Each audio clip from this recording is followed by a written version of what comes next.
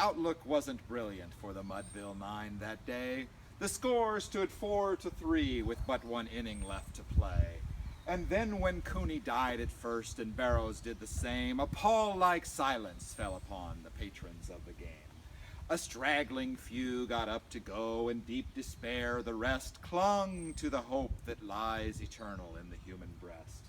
They thought if only Casey could but get a whack at that, we'd put up even money now with Casey at the bat. But Flynn preceded Casey, as did also Jimmy Blake, and the former was a hoodoo and the latter was a cake. So upon that stricken multitude grim melancholy sat, for there seemed but little chance of Casey getting to the bat. But Flynn let drive a single to the wonderment of all, and Blake the much despised blew the cover off the ball. And when the dust had settled and they saw what had occurred, there was Jimmy safe at second, and Flynn a huggin' third. Then from 5,000 throats and more, there rose a lusty yell. It rattled in the It rumbled through the valley and it rattled in the dell. It pounded on the mountain and recoiled upon the flat. For Casey, mighty Casey, was advancing to the bat. There was ease in Casey's manner as he stepped into his place. There was pride in Casey's bearing and a smile at Casey's face. And when responding to the crowd, he lightly doffed his hat, no stranger in the crowd could doubt was Casey at the bat.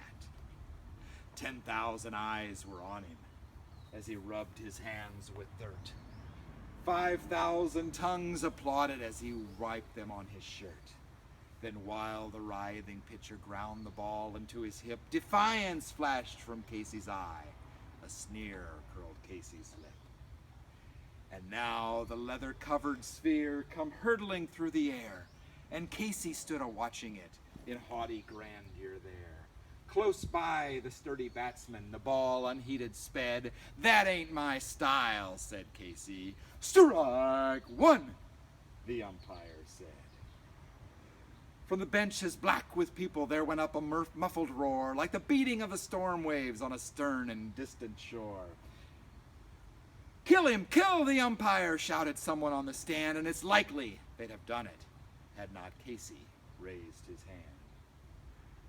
With a smile of Christian charity, great Casey's visage shone. He stilled the rising tumult, and he bade the game go on.